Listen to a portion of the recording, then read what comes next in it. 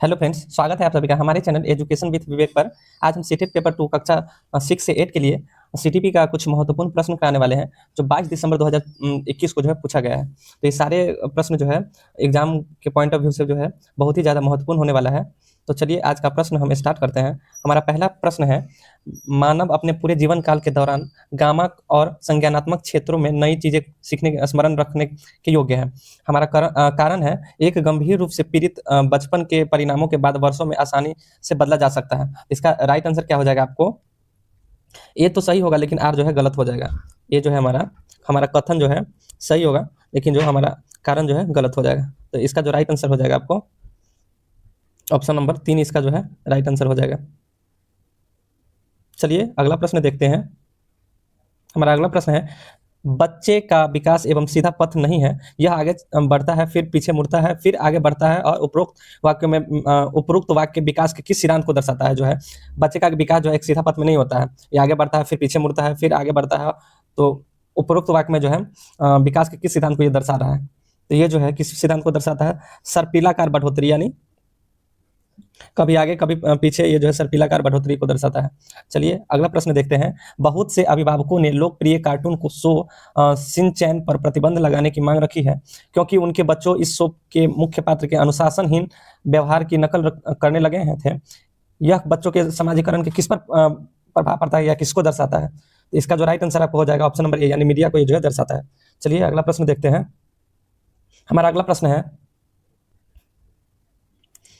प्रश्न है, प्रगतिशील शिक्षण के विषय में कौन सा जो है विकल्प सही है? तो हम विकल्प को देखते हैं। हमारा पहला विकल्प है, इसमें व्याख्यान विधि और योग्यता अंकों के आधार पर समूह में जो है शामिल करना या समूह बनाना। ये तो जो है हमारा निगेटिव है, तो ये कट जाएगा।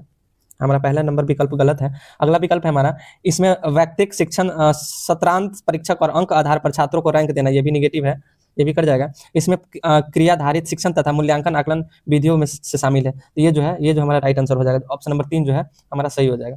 चौथा देख लेते हैं। चौथा में क्या दिया हुआ है? इसमें अभिक्रमित अनुदेश और प्रोत्साहन के लिए उपयोग दंड और पुरस्कार को सम्मिलित करना, दंड नहीं देना है, ये तो निगेटिव है, तो पहले ही कट जाएगा। तो हमारा राइट आंसर ऑप्शन नंबर 3 हो जाएगा। चलिए अगला प्रश्न देखते हैं।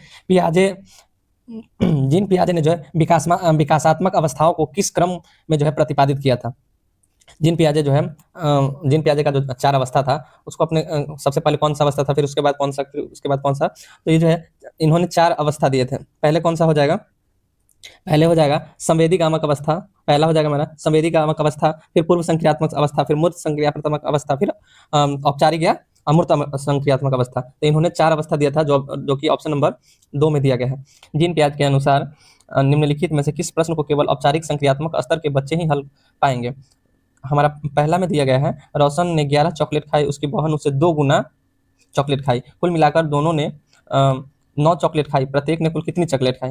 दूसरा में दिया है, ए की तुलनात्मक बी से बड़ा है और बी सी से बड़ा है, तो ए और सी के बीच में संबंध क्या है? तीसरा है, संख्या 67 एवं 81 के बीच कितनी पूर्ण संख्याएं हैं? चौथा है हमारा, 7 और 9 को ऐड करेंगे तो कितना होगा? तो हमारा राइट आंसर जो है इसमें ऑप्शन नंबर 4 हो जाएगा, जो कि क्वेश्चन नंबर 6 का जो है राइट आंसर हो जाएगा। लेव वाइगोत्स्की के अनुसार निम्न में से कौन सा कारक अधिगम को जो है प्रभावित करता है? तो लेव वाइगोत्स्की साहब ने कौन सा सिद्धांत दिया था? उन्होंने जो समाज पे बल दिया था, उन्होंने ये बताया था कि बच्चे जो है समाज के साथ अंतःक्रिया करके सीखते हैं। तो चलिए देखते हैं क्या क्या दिया हुआ है।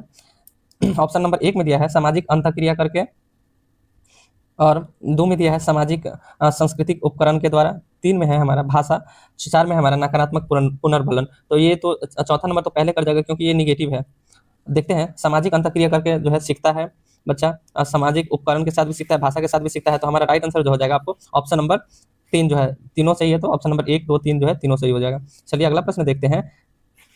लेव वाइगोत्स्की के अनुसार जब कोई अध्यापक छात्र के प्रदर्शन स्तर को जो है के अनुसार उसे दिए जाने वाली सहायता में समायोजन करता है, तो उस स्थिति को क्या कहते हैं?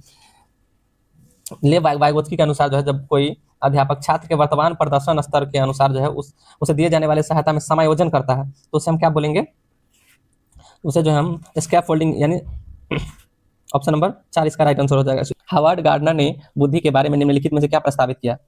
पहला नंबर है, बुद्धि एक उपयोगी लक्ष्य निर्भर क्रिया है। या 2 में है बुद्धि 7 बुद्धियों का अनुक्रमित नियोग है। 3 में है बुद्धि एक विशेष वर्गीय क्षमता है जिसे जिसे अंकित किया जाता है। 4 में है बुद्धि के अंतर्गत कई अलग अलग मानवीय क्षमताएं आती है। इसका राइट आंसर कौन सा हो जाएगा? तो इसका जो है सबसे बेस्ट आंसर जो है ऑप्शन नंबर 4 हो जाएगा, यानी बुद्धि के अंतर्गत कई अलग अलग मानवीय क्षमताएं आती है। ऑप्शन नंबर 4 जो है इसका राइट आंसर हो जाएगा। चलिए अगला प्रश्न देखते हैं। हमारा अगला प्रश्न है, बहुत से टेलीविजन विज्ञापनों में पुरुष महिलाओं के उनके रूढ़िवादी भूमिकाओं में दर्शाते हैं। एक अध्यापिका को अपनी कक्षा में इस विषय पर किस प्रकार से चर्चा करनी चाहिए? एक पहला नंबर देखते हैं क्या है। पहला नंबर है, वह उन्हें उस विज्ञापनों में दिए गए वक्तव्यों को उनके ज्यों के त्यों स्वरूप पर स्वीकार करने को प्रोत्साहित करना चाहिए। या तुम्हें है, वह आलोचनात्मक विश्लेषण कर किसी तार्किक निर्णय पर पहुंचने के लिए प्रोत्साहित करना चाहिए। या 3 में दिया है, उसे विज्ञापन में दिए गए तथ्यों के आधार पर निर्णय लेने के लिए प्रोत्साहित करना चाहिए। या 4 में है, वह छात्रों को विज्ञापन में दिए गए पुरुष महिला व्यवहार को अनुकरण के लिए प्रोत्साहित करे। तो इसका जो राइट आंसर कौन सा हो जाएगा आपको? इसका राइट आंसर आपको जो हो जाएगा, सबसे बेस्ट ऑप्शन जो इसमें दिख रहा है कि वह आलोचनात्मक विश्लेषण पर किसी तार्किक निर्णय पर पहुंचने के लिए प्रोत्साहित करना चाहिए। और जो है रूढ़िवादिता को तोड़ने के लिए जो है आलोचनात्मक विश्लेषण पर किसी तार्किक निर्णय पर जो है पहुंचने के लिए प्रोत्साहित करना चाहिए। चलिए अगला प्रश्न है, भाषा विकास के संज्ञानात्मक एवं संबंध में किसने यह कहा कि विचार पहले आते हैं फिर भाषा बाद में? तो इसका राइट आंसर कौन सा हो जाएगा? जीन पियाजे हो जाएगा, या लेव वाइगोत्स्की हो जाएगा, या बीएफ स्किनर हो जाएगा, या जो जोरेम ब्रोनर हो जाएगा? तो इसका राइट आंसर जो हो जाएगा आपको ऑप्शन नंबर 1 हो जाएगा। जीन पियाजे साहब ने यह बताया था कि विचार पहले आते हैं फिर भाषा बाद में, और वाइगोत्स्की साहब ने बताया था कि भाषा पहले आता है फिर विचार बाद में। तो इसका राइट आंसर कौन सा हो जाएगा? ऑप्शन नंबर 1 जीन पियाजे। चलिए अगला प्रश्न देखते हैं। अगला प्रश्न है हमारा, राष्ट्रीय शिक्षा नीति 2020 यानी एनईपी में प्रस्तावित कथनों में से निम्न में से कौन सा कथन सही नहीं है? तो कथन हम लोग देखते हैं क्या है। एनईपी 2020 मूल्यांकन के लिए विभिन्न प्रकार की विधियां और योजनाएं जैसे कि समूह कार्य और भूमिका निर्वहन का प्रस्ताव रखती है। 2 में है, एनईपी 2020 रचनात्मक मूल्यांकन से योगात्मक मूल्यांकन की ओर परिवर्तन का प्रस्ताव रखती है। 3 में है, 2020 प्रस्तावित करती है कि शिक्षक द्वारा किए गए आकलन से अलग आकलन के वर्गों अलग आकलन के अन्य मार्गों जैसे कि स्व आकलन तथा सम समूह आकलन को भी प्रोत्साहित करना चाहिए। 4 में दिया गया है, एनईपी 2020 प्रस्तावित रखती है कि छात्रों के उन्नति पत्र में उनके संज्ञानात्मक भावात्मक आयामों की प्रगति सम्मिलित होनी चाहिए। इसका राइट आंसर कौन सा हो जाएगा आपको? इसका जो राइट आंसर हो जाएगा आपको ऑप्शन नंबर 2 जो है इसका राइट आंसर हो जाएगा। इसमें दिया गया है एनईपी 2020 रचनात्मक मूल्यांकन से योगात्मक मूल्यांकन की ओर परिवर्तन को प्रस्तावित रखती है, यानी प्रस्ताव रखती है। इसका राइट आंसर ऑप्शन नंबर जो है 2 सही हो जाएगा। चलिए अगला प्रश्न देखते हैं।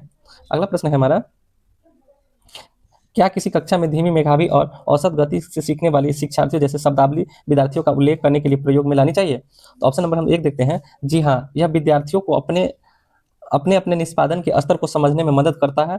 2 देखते हैं, जी नहीं, ये शब्दावली जो है विद्यार्थियों की योग्यता के आधार पर उनका नामाकरण करती है जो समावेशन नहीं है। चलिए तीसरा देखते हैं, जी हाँ, ये शब्दावली जो है अध्यापक को विद्यार्थियों का वर्गीकरण करने में मदद करती है।